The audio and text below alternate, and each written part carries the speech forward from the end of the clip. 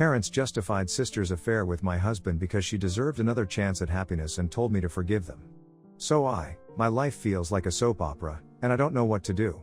Just 3 months ago, I, female 28, was married to the love of my life, Wes, male 32, after being with him for 4 years. And today, I'm in the process of divorcing him, and my life and family have completely fallen apart. I have no support from my own family, and the only people I can rely on are my friends, thank God for them, or I'd be a bigger mess than I am now. I don't know why this happened, or what lesson I'm supposed to learn from it. All I know is this is unfair, and I don't know what I did to deserve being stuck in such a horrible situation. I have an older sister, Meg, female 34. Meg and I have always had an okay relationship. There's a big age gap between us, so we never really had the chance to form that sisterly bond. I wasn't even a teenager when she left for college out of state. I wouldn't say we hated each other, well, now we do, but as kids, I don't think we hated each other, at least I didn't hate her, but we also weren't the typical close best friend-sister duo. There's no Elsa and Anna going on here. Our parents, too, never forced us to develop a bond. We did things as a family, but both she and I were allowed to be our own people, which was a good thing. Years later, when I went to college, things improved a little between us. I think since we were both adults, we could relate to each other better. I didn't go to the same university as her, and we weren't in the same state, but we still talked more than before, which is why this coming from her was the biggest shock of my life. When I was 24, I met Wes. He was an alumnus of my college and had come for a party. That's where we met, hit it off, and started dating soon after. By year 2 of our relationship, I had introduced him to my family. He popped the question a year ago, and we got married 3 months ago. I had the perfect life, I'm not going to lie. I had a fiancé who loved me, a good job in a field I chose for myself, and Wes was doing well, too. Everything was going great until 3 months ago. Meg, on the other hand, had a more difficult personal life. She got married when she was 25 to a man none of us liked. It was obvious he wasn't good for her, but no matter what we said, she wouldn't budge from her decision. So we let her be because that's all we could do. It wasn't a happy marriage by any means. He forced, or rather manipulated, her into leaving her job, which she did, making her financially dependent on him.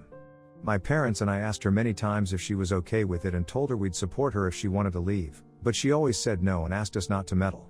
The breaking point for us, or rather me, came when she claimed I was hellbent on destroying her marriage because I had no one of my own. This was 5 years ago, before I met Wes. I knew then there was no point in arguing with her or trying to make her see sense. She was behaving like a woman who was blind in love by choice, and any help offered was seen as an affront. That was the last time I spoke to her about her asshole of a husband, and we had very limited contact for close to 2 years after that. When I was 25 and she was 31, she finally got divorced. I never asked her the reason because I didn't want to meddle, not even a little. She tried to talk to me about it, but I always shut her down. Call me cruel or whatever, but I didn't have the energy or willingness to participate in it again. For years, I'd tried looking out for her, but in the end, I was blamed and shamed for it, and there was just no way I was engaging again. It pissed her off a lot, because I assumed she wanted support at that time, but I was out. This isn't to say I was downright cruel or mean to her. We patched up, sort of, and spent time together, talking, hanging out. She'd moved to my state, and she even ranted about her issues to me, but I never gave any input. She was welcome to grieve and complain, but I wasn't going to open my mouth when it came to her ex-husband. She knew this, and it pissed her off, so much so that she sometimes tried to rile me up and get a reaction, but I knew better than to fall for it. Wes, for his part, could never understand the dynamic between me and my sister. He used to defend her and say that her judgment was clouded because of her husband, and that I shouldn't hold that against her.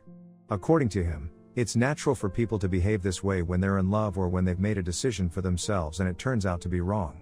No one likes to admit they screwed up, especially when others told them not to do something.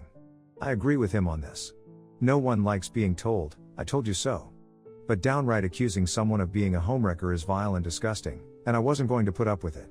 And it's hilarious how she accused me of being a homewrecker when she's the one who had an affair with my husband. Anyway, so Wes and Meg had an okay relationship, in the sense that it was as okay as I allowed. I didn't engage with her much, so Wes's contact with her was limited as well. We met when we had time, and he always had a more sympathetic take towards her than I did. All through my relationship with him, I never suspected they were involved. Their interaction was limited, and I never imagined I would have to worry about something like this because Wes wasn't the kind of man to cheat. We got married 3 months ago, and everything was great. We had a great ceremony, our families were happy, and everyone attended. It was wonderful, but we postponed the honeymoon because we wanted to go on the Disneyland cruise. We knew we wouldn't get leave for 2 big vacations. So, right after the wedding, we focused on decorating the house. I had moved in with him, the house is in his name, and things were good for the first couple of weeks. Well, I only got a couple of weeks with him because, about a month ago, my dear sister called me up crying, saying she needed to talk. I didn't have the energy for another one of her sob sessions, and I said the same to Wes, and for a change, he agreed with me. Little did I know what was coming. I told her I was busy, but she kept insisting it was urgent and we needed to meet. I invited her over, and Wes was there too. She looked uncomfortable, and Wes, in hindsight, seemed like he wanted to be anywhere but in that room. She told me she was pregnant, and then started crying. Before I could ask anything, she said Wes was the father.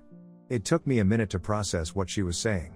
I looked at her and Wes, who, to his credit, looked as shocked as I was, and I started laughing. I thought it was some elaborate prank. But Wes wasn't laughing, and Meg was still crying. I turned to Wes, asking what was going on, and he muttered, "You can't be pregnant." I asked what the hell he meant by that, and before he could answer, Meg interrupted and said they'd hooked up a month ago, and she was sure Wes was the father. I swear I couldn't think straight for a minute.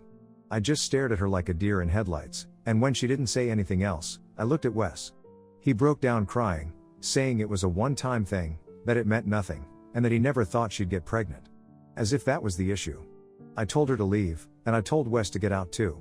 I couldn't look at them anymore and needed time to process what had happened. Meg looked at me like I was the one who had committed some unforgivable crime. She had the audacity to say that she should be the one staying in the house since she was pregnant, and I was not. It took every ounce of self-control not to slap her right there. I looked at Wes in disbelief, and he told her to leave, which she did. Wes left too, though I don't think they left together, but at this point, who knows? If he could get her pregnant, he sure could leave with her. I think I sat there for hours, unable to think. My mind was just numb. I don't know where the time went, and I had a few calls from Wes during that time, but I had turned off my phone because he was the last person I wanted to talk to. I couldn't believe he had betrayed me like this. This wasn't something I thought he was capable of. I couldn't even process the betrayal from Meg's end because I was still in shock over what my own husband had done. And then I saw a text from her. It essentially said that while she was sorry for what happened, it couldn't be changed. She was pregnant, she knew she was going to keep the baby, and it was in the best interest of the entire family for me to move out so she could move in with Wes, allowing him to take care of her and bond with the baby when it was born. I was appalled at her audacity. I couldn't believe she had the nerve to say this to me after sleeping with my husband. But I also knew I couldn't stay with Wes anymore. Despite my numbness, I knew that from the moment he confirmed it was his child. I couldn't stay with a cheater, and I definitely couldn't stay in such a screwed up family dynamic. I knew I had to leave. Whether or not she moved in was between Wes and her, but I knew I had to leave. I decided to call my mom and dad to tell them what had happened, but before I got the chance, my mom called me first. She told me Meg had spoken to her, and while it wasn't an ideal situation, I had to understand that this was Meg's last chance to be a mother. I asked Mom if she was serious and if she understood the gravity of what Meg had done. Mom was quiet for a moment and said I was always welcome to come back home to her and Dad, but Meg was 34, and she deserved to have a family after what happened with her ex-husband. I told Mom there were hundreds of other men Meg could have had a family with, and she couldn't be defending her sleeping with my husband. Mom said she understood I was hurt, but I had to look at the bigger picture. She said maybe it was God's will because Meg got pregnant so easily, and if it was, I had to make way for his plan rather than focus on my own life. I cried for the first time after hearing this from Mom. I couldn't believe she was supporting Meg over me when I was clearly the one who had been wronged. I disconnected the call. I knew there was nothing left for me. In the snap of a finger, my entire family had been taken from me. My husband, my sister, and my parents. I was all alone, and there was nothing I could do to change that. That's when I knew for sure I was moving out and going no contact with all of them. They could all eat. This was just too much for me to handle. It's still too much. It's only been about 2 months since I found out, and I hadn't thought they'd drag me into more drama, but here we are.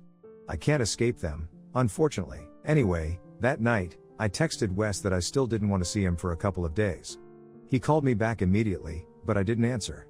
He sent a barrage of texts, apologizing and saying he didn't know what had come over him, but I wasn't in the mood to engage. I called my friend Sarah and briefly told her what was up and that I needed a place to stay until I could figure something out. She told me I could stay as long as I needed. She came over with some wine and pasta, and we ate while I cried and cried like I hadn't cried in years.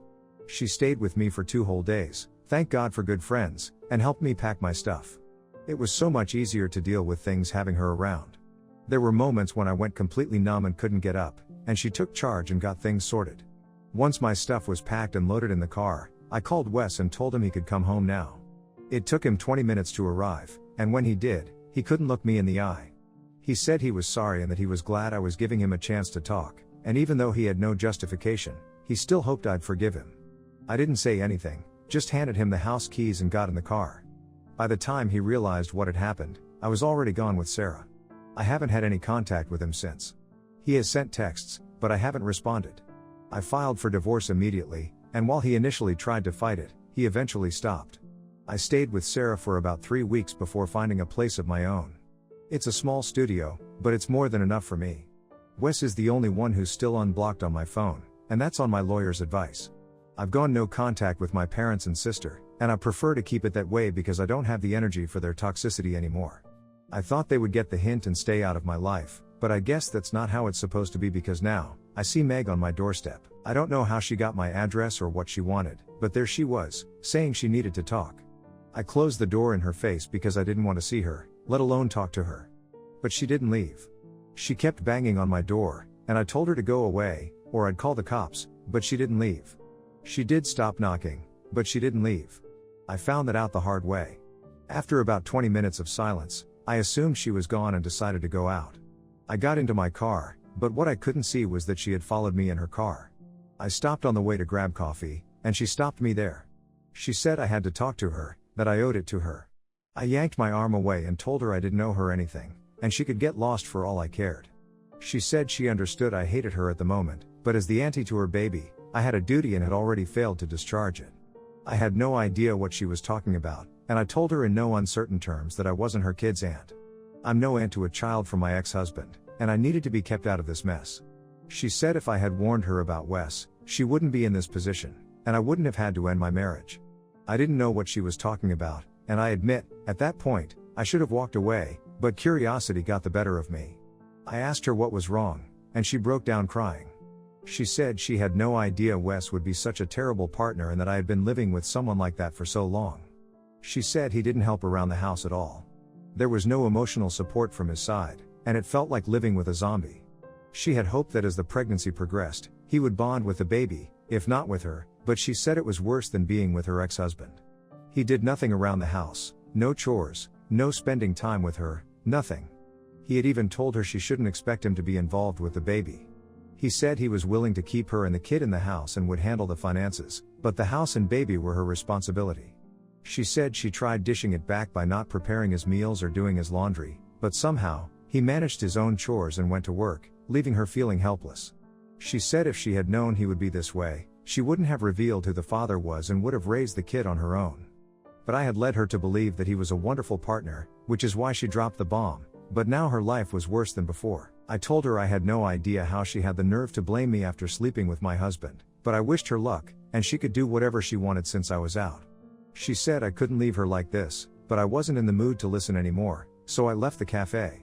Now, I'm sitting in my car typing this out because I don't know what to do, how to feel, or who to talk to. This is such a big mess, and I don't know if I'll ever be able to make my way out of this. I just hope she doesn't contact me again, and I hope Wes doesn't find out she met me. I'm worried if he does, he'll start texting and calling me again, and I don't have the energy to deal with that anymore. Edit. I went through all the comments, and they've opened my eyes to what really happened. I was too stunned to process Meg's reaction, but now I realize she may have purposely baby-trapped Wes because she thought he was a good partner, especially after her horrible experience with her ex-husband. I'm not excusing Wes, he hurt me beyond repair, but the more I think about it, the more likely it seems. Her entire tirade earlier was about how she felt cheated because Wes wasn't the partner I propped him up to be. But why should that bother her? Why would she say that if I'd told her the truth, things would be the same? It's disgusting and appalling how vile she can be. I can't believe I second-guessed myself after what she said. And the confusing part is that Wes has never been the way she described him. He's always been so hands-on, and her description seems like a lie. I've never known him to be a slacker, and this behavior baffles me completely. I don't know why he's doing this, and I don't want to know either. I'm still struggling with the betrayal, and it's been very hard to adjust to this new normal. I don't want more drama at their expense. They can have the mess they've created. I'm out. Update 1. I wasn't out of this. No matter how hard I try, I keep getting pulled back into their chaos. I had no intention of telling Wes about my meeting with Meg, and I had no desire to contact her again. I had left them to their own devices, but Wes showed up at my house. I don't know how they know where I live. I know Sarah hasn't told them, and I haven't had anyone over who would snitch. Maybe they're stalking me from work, or Wes still has access to my location, though I know that's not possible. Anyway, when I opened the door, it looked like I was meeting a ghost. He was a shell of himself. His cheeks were sunken, and he had dark circles as big as craters. If I didn't absolutely hate him, I might have rushed over and hugged him. That was my reflex, if I'm being honest, but I had to control myself. He said he needed to talk to me one last time and wouldn't bother me again. I let him in, and he spoke for about half an hour. He apologized over and over, saying he was disgusted with himself. He told me that Meg came over one day while I was at work, looking for me, and when he told her I wasn't there, she broke down crying. She started off by saying she regretted not having a closer relationship with me and would do anything to fix that. Wes said she asked for his help in making this happen. She was crying a lot, and he said he was consoling her, and one thing led to another. I couldn't control my anger when he said that. I told him there was no justification for what he'd done, and he said he knew he had screwed up and had no excuse. He said he just wanted me to know what had happened. He swore that was the only time anything like that had happened, and he had wanted to tell me immediately, but Meg begged him not to. Even when she told us she was pregnant, he said he was against her keeping it and had asked her to abort it, but she was adamant about keeping the baby. Wes said if I gave him one more chance, he would cut off all contact with her and the baby and start fresh with me. He said he had been acting like a terrible partner on purpose to show Meg they would never be a family, no matter what she tried to pretend. He told me my parents and Meg were manipulating him into accepting the situation, but he knew it was wrong. I asked if he was going to marry Meg, and he said he was in the process of kicking her out. He had tried backhanded tactics, but they hadn't worked, so now he had to face it head on and kick her out himself. He still held out hope I'd forgive him, and he said he'd chosen to wait for me. I told him there was almost no chance I'd ever go back to him because I couldn't get over the betrayal. I said nothing could be worse than him sleeping with my own sister. I told him he had the luxury of ignoring what happened and moving on, but I was stuck with his family for life. There was already too much unavoidable involvement on my part, and I didn't want to complicate things further. He begged me to reconsider, but I stayed firm. I told him I was going to proceed with the divorce, no matter what, and there was no point dragging it out. He looked heartbroken, and it was just so sad. Despite everything, I still love the guy. That's the worst part. I love him so much, but I can never overlook what he's done. That's the tragedy of it all. Update 2. For those waiting for a dramatic update, I'm sorry to disappoint you. I've gone completely low contact with Wes, and the divorce will be finalized in a couple of weeks. He's kicked Meg out, and she somehow found a way to blame me for it, but honestly, at this point, I don't even care. My parents tried getting in touch with me to argue Meg's case to Wes. I don't know what kind of stuff they're on to even suggest something like that, but I didn't respond. There's no point talking to people so indifferent to other people's pain that they don't even know what to say. Other than that, life is normal. I mean, as normal as it can be in these circumstances. There are still days when I break down uncontrollably, but overall, I'm doing better. I have my friends, I have my job, and I keep myself busy, and I don't think I should expect any more from myself so soon. I genuinely feel the worst is over, and I know I'll be going no contact with the baby too. I know it's not the baby's fault, but it's best for me to stay as far away from this mess as possible.